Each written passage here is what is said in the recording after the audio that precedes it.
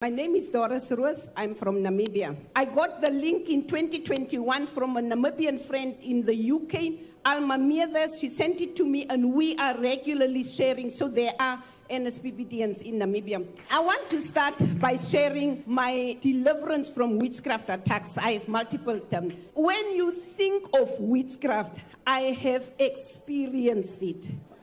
My health, my career, my children's education, my finances, my marriage, everything was being attacked. It became so physical that sometimes they would pull my leg and swing it across the bed. In 2018, I got a job in Ethiopia. When I got the job, I was looking for somebody that could rent my house. There was a diplomatic couple in church. I went to them. I said, if you know of anybody who wants to rent a house, please tell me. They told me they themselves were looking for a house to rent. So I said, okay, come and have a look at my house. They moved in. We moved out. They moved in. But after they moved in and I moved to Ethiopia, I experienced attacks at another level.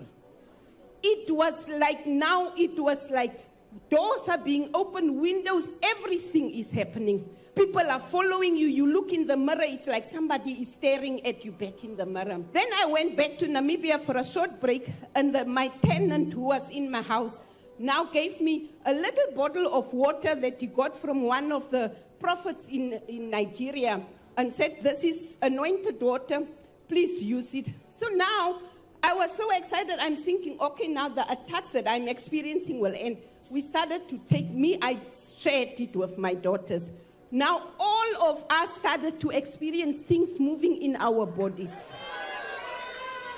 We prayed. Then my friend sent the link of NSPPD. So I literally downloaded every old laptop, iPad that was in the house. I downloaded Pastor Jerry's fire prayers. I put them in the garden. I put them in every bedroom, in the bathroom. I put them wherever you would be cooking. Pastor Jerry is praying a different prayer in this room. He's praying a different prayer there. In the garden, you come to the garden, you are walking. There is another fire prayer in the garden. And there was one day Pastor Jerry was praying and saying, let every tree that is monitoring you dry up. I went out, I said, Lord, you know my garden. Let the trees dry up. I was watering my garden, and the plants under the trees are growing, but the trees are drying and dying. So the trees died. We continued to pray. I would sometimes sleep with Pastor Jerry's prayers. Eventually, we felt things were leaving our bodies. When I came here, I said to my friend, I'm coming to the altar of fire. This is the country of dumbfounding miracles. I cannot come back. That last thing that is still moving between my shoulder and my elbow, it is not going back to Namibia with me. Sunday, I came here. I told her, I don't know how I will get to the NSPPD, but I'm going. I got here by God's grace, and since that day, Sunday to now, that thing has stopped. Just me being here, God did it for me. And even my daughters that were experiencing the same thing, we are delivered. I came here, I cannot go back with Namibian demons. I'm leaving them in NSPPD. I'm not going back with anything I brought here. I'm free. So that is the one. My daughter had a dream that a group of people came in and collected my certificates, my degrees, my CV. After that, it was like the door closed. I was working internationally in several countries. I am applying. I'm not getting any jobs. I applied. Nothing is opening. Then I continued to pray. Pastor Jerry is saying, you will get that email. Let the email, let it come in right now.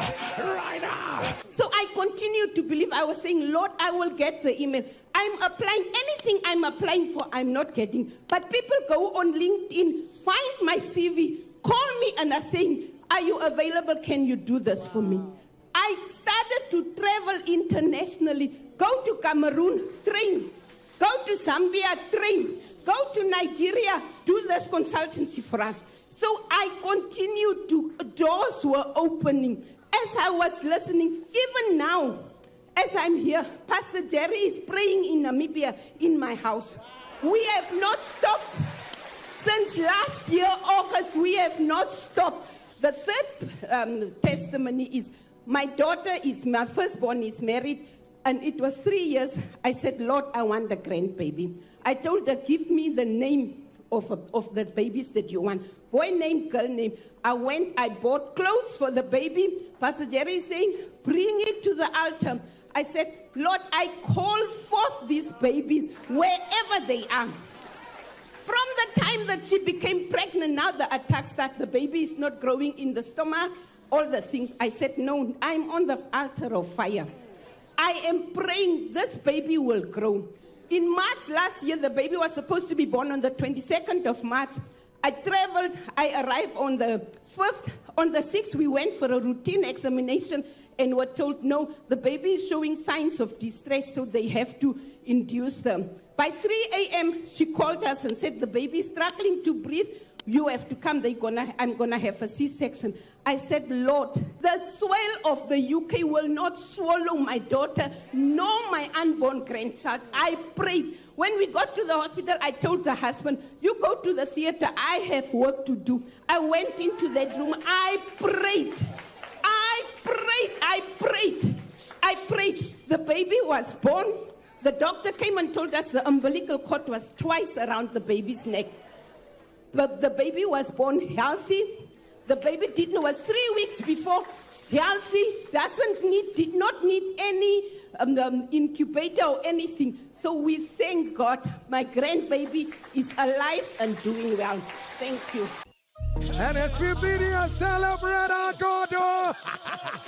Celebrate.